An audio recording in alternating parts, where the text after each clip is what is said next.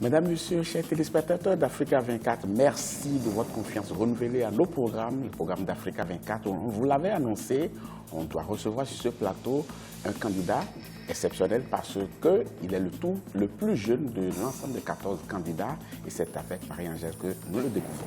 Effectivement, Babylas, Adama Kanazoué, vous êtes le candidat du parti Agir, l'Alliance des jeunes pour l'indépendance et la République, candidat à l'élection présidentielle du 29 novembre. Vous êtes, Babylas l'a précisé, le plus jeune des 14 candidats. Bienvenue sur le plateau d'Africa 24. Merci beaucoup. Alors, dans quel état d'esprit vous avez amorcé la campagne électorale? Optimiste, avec beaucoup d'espoir aussi, parce que vous savez que mon pays sort d'une situation insurrectionnelle depuis le 30 et 31 octobre dernier. Et aujourd'hui, nous avons une transition qui a tenu la barque bon an mal an, et nous sommes en train enfin d'aborder le pilote de tout ça avec l'élection présidentielle qui aura lieu le 29 novembre prochain. Donc c'est une opportunité pour notre pays de revenir dans le Conseil des Nations, d'avoir un ordre constitutionnel normal. Et nous sommes tout heureux, en tout cas, de pouvoir mener cette campagne dans un état d'esprit qui est assez positif parce que, vous savez, on peut partir, aller et venir où on veut au Burkina Faso. Tout se passe de façon apaisée, dans un climat bon enfant, et nous sommes très heureux de l'issue finalement de cette situation de crise-là. Avant de rentrer dans le vif du sujet, pouvez-vous tout de même nous dire ce qui vous a motivé à devenir candidat à l'élection présidentielle? La première des choses, c'est ça, mon projet de société pour le Burkina Faso, qui s'appelle « Développer le Burkina Faso avec sa jeunesse ». Je pense qu'il est très important aujourd'hui que nous comprenions une chose. La contribution de la jeunesse à l'effort de productivité dans nos pays africains est une nécessité, quasiment, si nous voulons atteindre des croissances développantes. Vous savez, le Burkina Faso, à l'instar de plusieurs pays en Afrique, est en train de connaître le phénomène de la transition démographique. Donc il y a une inversion aujourd'hui de la pyramide des âges, de telle sorte que nous sommes en train d'aller vers une situation où nous trouverons les populations majoritairement entre 15 et 45 ans, donc en âge de produire. Le plus important pour nous, à travers notre vision, c'est de montrer que cette transition, si elle est bien abordée, si les investissements sont bien faits, au niveau notamment de la formation, de l'éducation, nous devions avoir, pour le cas du Burkina Faso, d'ici à 30 ans, autour de 25 millions de Burkinabés entre 15 et 45 ans, qualifiés, en bonne santé, donc capables de décupler la production nationale. L'inverse. Qu'est-ce qui vous a poussé à devenir candidat à l'élection présidentielle? Qu'est-ce qui vous a motivé? C'est ce projet-là que j'ai pour mon pays. Je pensais avoir été clair. J'étais plutôt en train de développer ce projet. Oui, vous avez fait un projet, mais mettre en place un projet ne veut pas forcément dire devenir candidat à une élection présidentielle. Non, je fais un projet pour diriger le Burkina Faso, pour développer le Burkina Faso. Ce projet ici, je pense que la première des choses qui pourrait justifier qu'un Burkinabé veuille conduire aux destinées de ce pays-là, c'est d'avoir un projet pour ce pays-là. C'est sûr quand même ces bases-là qu'on élit le président de la République, a priori en tout cas. Monsieur Kanazoué, vous n'êtes pas seul en lice, il y en a 13 autres. Quel est votre atout particulier? Alors, c'est vrai que ma jeunesse fait le show gras des médias, mais je ne vends pas cette jeunesse-là. Je pense que ma jeunesse n'est pas un état que je revendique. Ça peut être un handicap aussi, hein? Peut-être. L'un dans l'autre, ça peut être considéré comme un handicap, comme un avantage pour certains. Mais moi, je ne vends pas cela. J'insiste là-dessus. J'ai un projet pour le Burkina Faso. C'est celui-là que je veux que le peuple achète. Mais dans un projet de société. Mais justement, c'est le meilleur que le peuple choisit. Et nos populations n'ont pas toujours le temps d'aller éplucher les 200 ou 300 pages d'un livre constituant le projet. Toute la campagne que nous menons vise essentiellement à dire aux populations le projet qu'on a pour elles. L'objectif des campagnes, c'est justement d'aller rencontrer les populations. Et c'est d'ailleurs pour cela que dans mon cas, j'ai choisi une caravane. À la différence donc des autres qui convoient des populations vers un site pour faire le show. Moi, j'ai une caravane qui va au plus près des populations, dans les marchés, dans les domiciles, où je vais vraiment dans une fusion avec ces populations-là, comprendre leur réalité et surtout leur dire ce que j'ai dans ce projet-là pour régler tous ces problèmes-là. Donc, j'insiste, je suis déjà insisté là-dessus, mais véritablement, le leitmotiv de tout ça, c'est ce projet-là. Donc, dans ce projet-là, par exemple, vous proposez aux Burkinabés de sortir de la pauvreté. Donnez-nous un exemple concret de mesures que vous comptez mettre en place pour éradiquer la pauvreté au Burkina Faso. Alors, ce projet, il a 4 socles, pour commencer déjà. Il pense dans un premier temps qu'il est important que les Burkinabés réapprennent à vivre ensemble. C'est pour cela que dans son acte 1, on parle de revivre ensemble au Burkina Faso. Donc il faut établir ces bonnes bases-là. Ça passe par la gouvernance, ça passe par bien d'autres questions. Mais il y a un sujet qui est important, c'est la question du développement économique de notre pays.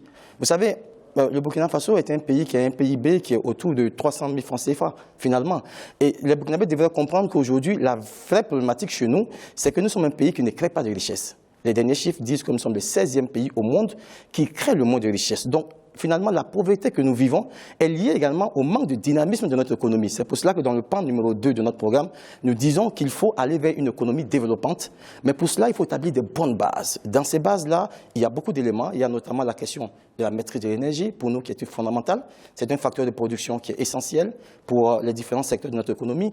Il y a également dans ce domaine-là la maîtrise de l'eau, qui est fondamentale pour le secteur primaire de notre économie. Il y a la recherche scientifique qui devra être mise au service de notre secteur primaire également. C'est autant d'éléments que nous essayons de mettre en place pour que nous puissions développer. Une des mesures phares tout de suite que nous allons mettre en place, c'est que nous avons décidé, pour réduire la fracture sociale, de passer le SMIC au Burkina Faso de 30 400 francs CFA à 50 000 francs CFA. C'est une mesure concrète qui sera mise en œuvre dans les 100 premiers jours de notre arrivée à Kousia. Et comment vous comptez faire cela, faire passer le SMIC de 30 000 francs CFA à 50 000 francs CFA? Nous avons simplement décidé de passer le SMIC de 30 000 francs à 50 000 francs CFA. Après, dans sa mise en œuvre, c'est un autre challenge, parce qu'en réalité, il n'y a que ce SMIC-là que nous allons essayer d'imposer d'une certaine façon par la loi, devra être quelque part soutenu aussi par la croissance économique de façon générale. C'est pour cela que les conditions des populations, de façon générale, doivent être améliorées. Parce que quand vous demandez à un fonctionnaire désormais de payer un agent de maison, par exemple, à 50 000 francs CFA, ça nécessite que lui-même, sa condition soit revue aussi. Est-ce que donc vous ne mettez pas la charrue avant les bœufs? Parce que les conditions doivent être améliorées avant qu'on pense à l'augmentation du SMIC. Vous augmentez le SMIC et après vous vous demandez comment on va faire pour le payer. Non, en réalité, ce qui va se passer, c'est que tout de suite, nous, ce qu'on a prévu de faire, c'est d'avoir une espèce de... c'est de revoir concrètement le budget de notre État. C'est-à-dire que nous avons prévu de faire tout de suite des économies. Donc, on va peut-être aller dans un régime d'austérité dans un premier temps, mais il y a une situation conjoncturelle qui nécessite des solutions conjoncturelles. Après, nous avons des solutions structurelles qui vont être déployées dans le cadre donc, du projet. Mais tout de suite, les Burkinabés ont besoin de vivre mieux. Et c'est pour cela que la question du SMIC est essentielle pour nous. Après, dans la mise en œuvre, ça va être un combat parce qu'il est clair que vous trouverez des personnes au noir, vous trouverez des personnes qui ne respectent pas. Mais il est important déjà que, d'un point de vue symbolique, les institutions de la République, notamment l'État et autres, commencent à respecter ces mesures-là. Et ensuite, on peut les imposer au fur et à mesure aux autres secteurs, comme le privé notamment. Développer le Burkina Faso avec sa jeunesse, c'est cela qui est intitulé. Et votre projet de société, c'est vrai, le thème jeunesse, ça fait vendre, parce que les jeunes, ils sont très nombreux, mais jeunesse ne rime-t-elle pas avec inexpérience? C'est le cliché, c'est le cliché. Mais vous savez, le Burkina Faso a l'expérience des présidents très jeunes. Le président Thomas Sankara, il avait 33 ans. Je vous rappelle, le président Compaoré, il est arrivé au pouvoir à 37 ans. Donc le Burkina Faso ne découvre pas pour la première fois des jeunes qui s'engagent en politique. Après, la question d'expérience aussi, qui est quasiment rappelée chaque fois à un jeune, même, vous savez, même quand un jeune sort de l'université, et quand il veut travailler, c'est la même chose, hein, vous n'êtes pas expérimenté. Nous, notre conviction, c'est que finalement, il n'y a que qu'en se frottant, en réalité, qu'on acquiert de l'expérience. Et au Burkina Faso particulièrement, je vais vous dire que d'expérience, les Burkinabés se souviennent des crimes économiques, des crimes de sang. D'expérience, les Burkinabés se soutiennent de la gabégie. D'expérience, les Burkinabés se souviennent au Burkina Faso des détournements de parcelles. Donc l'expérience que les Burkinabés ont vécue pendant 27 ans, je doute fort que ce soit une expérience qui aujourd'hui encore intéresse le peuple burkinabé. C'est pour cela qu'Adama Kanazeu vient avec une autre expérience, c'est de l'amour de son pays. Et surtout celle de quelqu'un qui a envie de faire les choses bien pour son peuple, parce que le peuple a des besoins qui sont précis.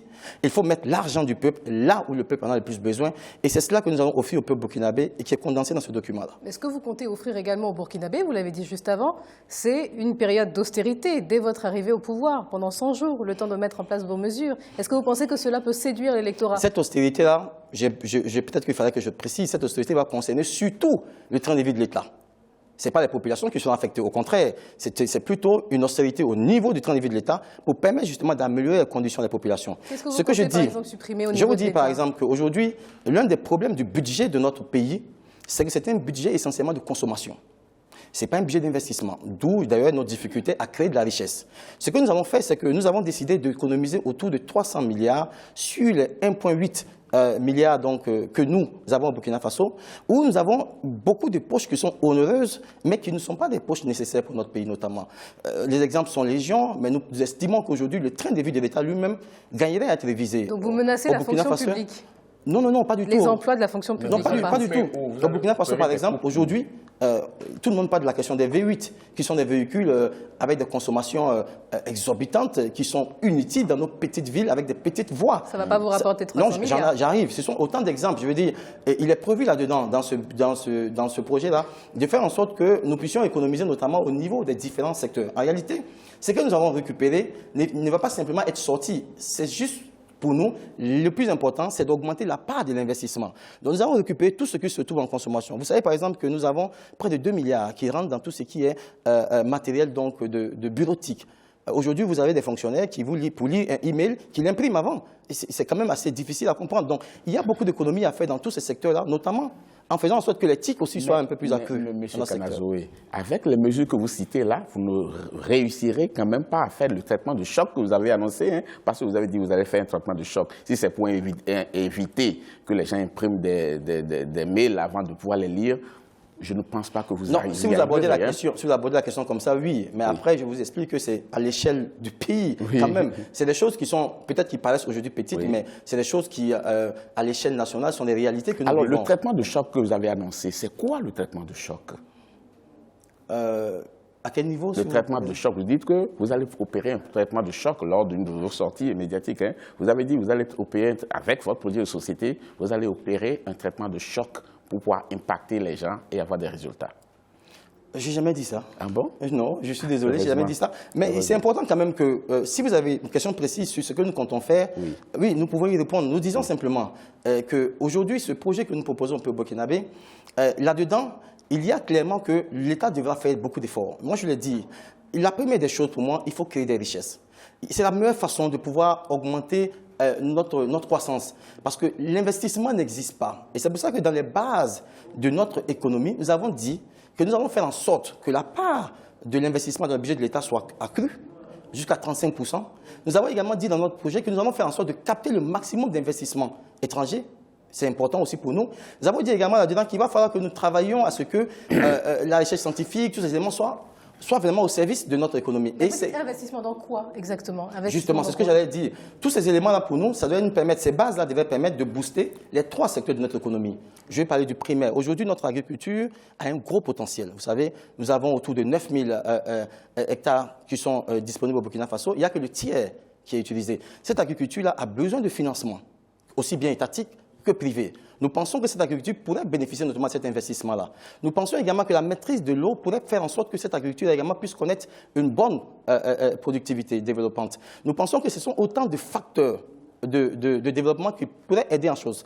Le secteur secondaire, lui aussi, n'est pas exclu. Vous savez, nous avons prévu dans notre projet de faire en sorte que nous passions à une industrialisation, mais par étapes, de notre pays. Mais donc là, vous n'êtes pas dans le court terme, ni voire même le moyen terme. Donc finalement, les Burkinabés ne vont pas ressentir les effets de toutes vos mesures dans les premiers mois, voire les premières années de votre mandat si vous êtes élu.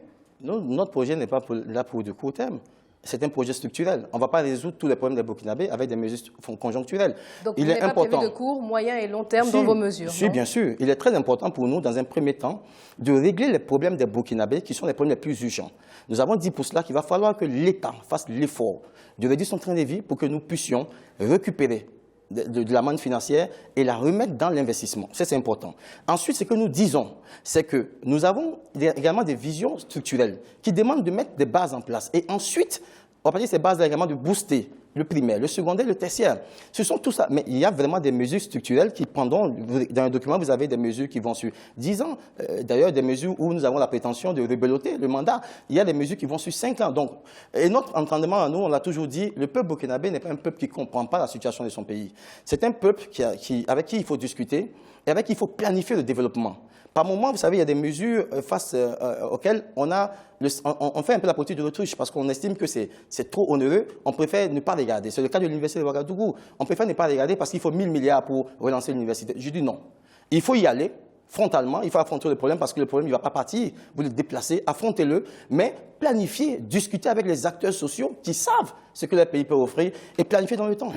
Vous avez parlé de l'agriculture tout à l'heure. Vous avez estimé que le Burkina Faso, pays excellemment agricole, n'exploite que le tiers des terres cultivables. Mais même par rapport à ce tiers qui est exploité là, on constate qu'on n'arrive pas à transformer ce qui est fait. Donc, de ce qui est produit, il y a une bonne partie qui se gâtent. Alors, qu'est-ce que vous allez faire pour permettre la transformation des produits agricoles? C'est cela. Je veux dire, le secteur primaire a vocation à produire pour permettre donc servir de matière première au secteur secondaire. C'est pour ça que nous, secondaire, nous avons dit qu'il faut partir à une industrialisation du Burkina Faso. Mais en même temps, les Burkinabés n'ont pas l'intention d'aller sur Mars à partir de maintenant. Nous allons partir par étapes. Et la première étape pour nous, ce sont les petites unités de transformation. Ce sont des unités qui coûtent 200, 500 millions de francs CFA, mais qui sont capables aujourd'hui de transformer sur place nos produits et de faire en sorte que nous montions en puissance au niveau de la chaîne des valeurs. Donc oui, il est important pour nous. Le coton, par exemple, burkinabé, devra être désormais, comment on le dit déjà, transformé sur place ici pour faire en sorte que nous n'ayons plus à exporter le coton brut. Finalement, ça ne... Mais ce n'est pas l'envie qui a manqué à vos prédécesseurs, hein? Enfin, aux anciens présidents, j'allais dire. Ce n'est pas l'envie qui a manqué, mais pouvoir lancer une machine industrielle comme ça pour transformer un certain nombre de choses, je ne crois pas que ce soit aussi facile. Hein. Vous avez une stratégie en la matière? Rien n'est facile, mais je ne crois pas que nos prédécesseurs aient eu la volonté politique d'aller vers ce type de modèle-là. Parce que je vais vous dire une chose, avant eux, il y a eu un président qui a travaillé dans ce sens-là. Nous avons des sociétés ici, comme le Faso Fani, qui était un des fleurons de notre économie et qui transformait le coton local. Mais sous le régime passé, ce genre d'entreprise a fermé boutique. Non, je pense qu'on ne peut pas me dire aujourd'hui que ce régime-là a eu une volonté claire d'amener, de développer le secteur secondaire burkinabé. Non. Nous, ce que nous proposons, c'est que le secondaire devra absolument être boosté parce que c'est cela qui est important, non seulement pour que nous puissions transformer les matières premières, mais également pour que les questions de l'emploi des jeunes également puissent être résolues.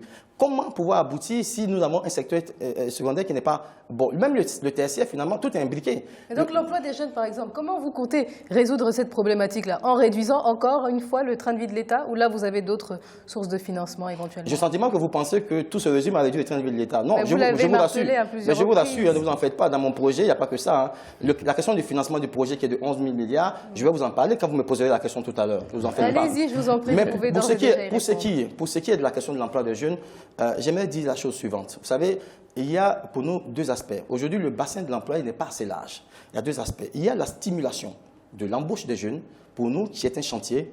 Et il y a ensuite la question de l'entrepreneuriat. Pour ce qui est de la stimulation de l'embauche des jeunes, aujourd'hui, vous avez l'ANPE, qui est un peu l'équivalent de Pôle emploi en France, malheureusement, qui ne joue pas son rôle de créateur d'emploi, mais qui est plutôt une caisse d'enregistrement des opportunités d'emploi. Donc, c'est une ANPE qui n'est pas offensive, elle est trop passive. Nous allons nous proposer une nouvelle version de l'ANPE avec des objectifs de création d'emplois. Et nous allons également permettre à l'ANPE, en synergie avec les services fiscaux, de pouvoir proposer des packages fiscaux aux entreprises pour booster le moral des entreprises, de sorte qu'elles puissent également employer des jeunes. C'est pour cela que nous avons dit qu'une des mesures que nous allons prendre dans ce sens-là, c'est de dire que pour toutes les entreprises qui vont embaucher les jeunes à partir de 25 ans, ou de moins de 25 ans par exemple, ces entreprises-là vont bénéficier d'une exonération de la TPA et de l'UTS, qui sont des taxes qui sont indexées sur le salaire, par exemple. Comment vous comptez stimuler l'emploi, notamment l'emploi des jeunes, en augmentant par exemple le SMIC, qui est donc le revenu minimum des employés? Est-ce que vous ne pensez pas que ça va au contraire freiner les entreprises? C'est quoi l'antagonisme? Je ne vois pas du tout la contradiction plus pour avoir moins d'employés, non? Vous ne voyez pas l'antagonisme? Non, je vous prends par exemple une mesure simple. Je vous dis par exemple que tous ceux qui vont embaucher des jeunes de moins de 25 ans seront exonérés des TPA, du UTS. Ça, ce sont des mesures qui intéressent les populations. Après, je dis que le gros du boulot, pour ce qui est de l'employabilité des jeunes, nous sommes conscients, et tous les jeunes burkinabés le savent aujourd'hui, parce que le langage, il est vraiment véridique, c'est la question de l'entrepreneuriat. Monsieur Adama Kanazoué, vu tout ce qui s'est passé dans un certain nombre de contextes passés, dites-moi, beaucoup de personnes disent qu'il faut une réconciliation entre Burkinabés. Quelle est votre recette en la matière? Alors, nous avons proposé un triptyque. Ce triptyque-là, c'est élucider tous les dossiers chauds de ce pays-là. Tous les dossiers de crimes économiques, de crimes de sang, tous ces dossiers de la République-là doivent être absolument élucidés. Donc, la vérité. Ensuite, c'est pour nous, le deuxième élément de ce triptyque-là, c'est rendre justice, indemniser, réhabiliter, rendre justice aux victimes, aux parents des victimes. Et enfin, le pardon, parce que nous pensons qu'un cœur qui connaît la vérité, un cœur qui sent la justice lui être rendue, ce cœur-là est beaucoup plus perméable au pardon. C'est comme ça que le peuple burkinabé pourra se réconcilier. Vous savez, on n'a pas manqué au Burkina Faso d'essayer des réconciliations. Mais très souvent, ça a échoué parce qu'il n'y avait pas de bonnes bases. Il n'y a pas la vérité. Les parents des victimes ne peuvent pas accepter d'aller vers le pardon quand ils ne savent pas ce qui s'est passé. Donc c'est ce triptyque que nous proposons, mais la réconciliation, je pense que les Burkinabés ne pourront pas en faire l'économie. Aucun parmi ces 14 candidats n'a à l'idée, une seule seconde, qui puisse développer le Burkina Faso sans passer par une réconciliation des filles et des fils de ce pays-là. Alors c'est une commission que vous allez mettre en place, une commission vérité, justice, réconciliation ou bien... C'est vrai que le schéma est assez standardisé aujourd'hui, oui, mais oui, il faut aller vers une commission. D'ailleurs, on a une commission de réconciliation qui a déjà donné beaucoup de pistes. Il faut aller vers une commission dans ce sens-là, mais il faut surtout également que la justice puisse faire son travail pour élucider les différents crimes, pour qu'on puisse rendre justice aux uns et aux autres. Et ensuite, je pense que la commission aura vocation surtout à mettre en place une journée de pardon, qui sera une vraie journée de pardon, pour que tous les Burkinabés se pardonnent et que ensemble nous regardions de nouveau dans le même sens, parce que le vrai chantier, c'est le développement. Juste avant, avec les personnes précédentes qui étaient sur ce plateau, on a évoqué effectivement le fait qu'un certain nombre de candidats qui étaient liés à l'ancien pouvoir n'aient pas pu participer à l'élection présidentielle. Quelle est votre position sur cette question ? Alors, en son temps, on a parlé d'exclusion au Burkina Faso. Nous avons toujours tenu à préciser une chose. Au Burkina Faso, aucun parti politique n'a été exclu de ce scrutin-là. Il y a des personnalités politiques qui, malheureusement, se sont montrées sur le plus mauvais jour dans cette situation-là, qui ont été sanctionnées par le peuple burkinabé, tout simplement. Nous avions pensé d'ailleurs, en son temps, que ces personnes-là feraient profil bas elles-mêmes et que nous n'aurions même pas, le pays n'aurait même pas à aller vers ce genre de loi-là. Mais non, tout de suite, malheureusement, beaucoup se sont illustrés encore une fois négativement par l'arrogance, la défiance vis-à-vis du peuple. Cela a certainement joué, donc, finalement, à amener les uns et les autres à internaliser des mesures qui sont des mesures de l'ordre de la CEDEAO. Et cela a abouti donc à ce que certains soient empêchés de se présenter, tout simplement. Nous pensons que l'un dans l'autre, c'est assez logique en tenant compte des réalités que nous avons vécues au Burkina Faso, que ceux qui ont été finalement ceux-là qui ont essayé de nous pousser dans le gouffre, parce que, vous savez, le Burkina Faso, mine de rien, nous en sommes plutôt bien sortis, mais ça aurait pu être le pire. D'accord. On va parler maintenant de votre origine. Vous venez de la province de l'Oubretenga. Et on se demande, d'abord, cette région-là, c'est la région d'origine de l'ancien président Blaise Compaoré. Est-ce que ça donne une chance supplémentaire quand on vient de la même région que lui, ou bien ça porte un handicap pour soi? Non, je ne pense pas que ce soit un handicap ou un avantage particulier. Vous savez, nous briguons la magistrature suprême de notre pays. Donc, c'est pour seront présidents de tous les Burkinabés si nous avons leur confiance au soir du 29. Aujourd'hui, la question de la région d'origine n'a plus d'importance au Burkina Faso. Justement, je voudrais embrayer sur la question. Vous avez déclaré, je cite, « Avant, vous ne votiez pas un parti, mais une personne qui est Blaise Compaoré. » Ça, c'était lors d'un meeting. Hein. Je cite, hein, vous avez dit, « Avant, vous ne votiez pas un parti, mais une personne qui est Blaise Compaoré. Vous savez pourquoi il a quitté le pouvoir. C'est à cause de ceux qui volaient à côté de lui. Quand ils se sont rassasiés, ils l'ont ensuite chassé. Avant, vous votiez pour le grand frère et maintenant son petit frère est là, votez à 200%. » Fin de citation. D'abord, et qui sont ces voleurs-là que vous êtes en train de... Ces propos ne sont pas de moi, pour commencer. En bas? Oui, parce que moi, je me suis rendu au journal, qui a écrit d'ailleurs, oui, où j'ai d'ailleurs offert ce programme-là aux journalistes. Ça s'est passé bon enfant. Non, non, ces propos sont plutôt du député, du candidat à la députation pour l'Oubretenga. Donc, ces propos-là ont été malheureusement... Il y a eu une espèce de... On a impliqué, on a utilisé ces propos qu'on m'a finalement attribué. Non, moi, je n'ai pas dit ça. Moi, ce que j'ai expliqué, et je vais être précis là-dessus. Vous savez, l'Oubretenga était le fief du président Compaoré. Et ça, on ne peut pas se lever là-dessus. Ensuite, dans l'Oubretenga, aujourd'hui, vous trouvez des caciques de l'ex-régime qui essaient de convaincre les populations de boycotter l'élection présidentielle. En somme, de ne pas participer à l'élection du président de la République. Pour moi, c'est une façon de se mettre en marge de la République. Ce que j'explique aux populations, c'est que si vous, c'est Blaise Compaoré en tant que fils, finalement votre souci, ben vous avez un autre fils qui est Adama Kanazoé. Si vous avez soutenu Blaise Compaoré, ben soutenez-moi aussi. Mais refusez, j'arrive. Non, non, non, pas du tout. Mais j'arrive, je dis par contre, ne quittez pas la République, ne refusez pas de participer à l'élection du président de la République. Parce que ce président-là aura besoin de toute la légitimité qu'il faut au Burkina Faso pour pouvoir réconcilier nos fils. Vous voyez le cas de la Côte d'Ivoire, c'est un cas que je prends en exemple. Aujourd'hui, malgré tous les efforts des Ivoiriens, on se rend compte, et les dernières élections et le taux d'abstention l'a prouvé, qu'il y a quelque chose qui ne marche pas. Parce qu'il y a une partie de la population qui est accrochée à un fils. Je dis à l'Obutenga et aux autres prophètes, ne vous accrochez pas à un fils, parce que le Burkina Faso nous appartient à nous tous, nous sommes tous burkinabés, et nous n'avons pas à sortir de la République. C'était ça mon message. Mais vous savez, j'ai utilisé la langue morée, qui est une langue, bien entendu, qui, transcrite dans une note en français, peut avoir des ambiguïtés. Je m'en suis excusé parce que moi, j'ai tout sauf des langues régionalistes, parce que moi, je suis moi-même un mélange de culture, d'ailleurs. Monsieur Adama Kanazoé, en tout cas, nous arrivons au thème de cette émission. Mais avant de vous laisser partir, je voudrais que vous regardiez cette caméra et que vous disiez à ces Burkinabés qui nous suivent pourquoi ils devraient voter pour vous et non pour les 13 autres candidats en lice. Alors, chers compatriotes, moi, Adama Kanazoé, je brigue la magistrature de notre cher pays en tant que jeune insurgé des 30 et 31 octobre 2014. Je pense qu'aujourd'hui, plus que jamais, il y a une opportunité historique pour notre génération, pour la jeunesse burkinabé, de prendre son destin en main. Je le dis parce que nous sommes ceux-là qui ont fait la révolution des 30 et 31 octobre dernier. Nous avons décidé de changer. Ce changement-là, il doit être incarné par des hommes nouveaux, par des hommes qui ne sont comptables d'aucune forme de gestion et par le passé, des hommes qui ont des idées nouvelles et surtout des hommes qui aiment ce Burkina Faso-là. Je suis ce candidat-là qui est issu de cette masse d'insurgés. Je suis ce candidat qui est symbole de la jeunesse burkinabé, qui a envie de tourner une page. Je souhaite que le 29, votre vote soit donc octroyé au candidat Adama Kanazoé pour qu'ensemble, nous développions le Burkina Faso. Merci, merci Marie-Angèle. Oui, on va rappeler que vous êtes Adama Kanazoé, le candidat du parti Agir. Agir, c'est l'Alliance des jeunes pour l'indépendance et la République. Donc, effectivement, nous arrivons au terme de cette émission. Et nous allons d'ailleurs, lors de notre prochaine émission, revenir sur un autre thème avec d'autres invités sur ce plateau, peut-être des candidats à l'élection présidentielle. Le thème sera le suivant, bilan de la transition et rôle des organisations de la société civile au Burkina Faso. Marie-Angèle, nous allons partir, mais d'autres confrères viendront s'installer sur ce plateau. Il s'agit de Thierry Ngonga et ses invités. Oui, qui vont venir débriefer cette émission. Parce que vous avez entendu le candidat qui était sur ce plateau, vous avez entendu les représentants des candidats et le président de la CENI juste avant. Alors, est-ce que leurs arguments ont interpellé, ont convaincu les experts? Vous le saurez dans quelques instants. En tout cas, monsieur Adama Kanazoé, on vous souhaite bon vent. Merci beaucoup.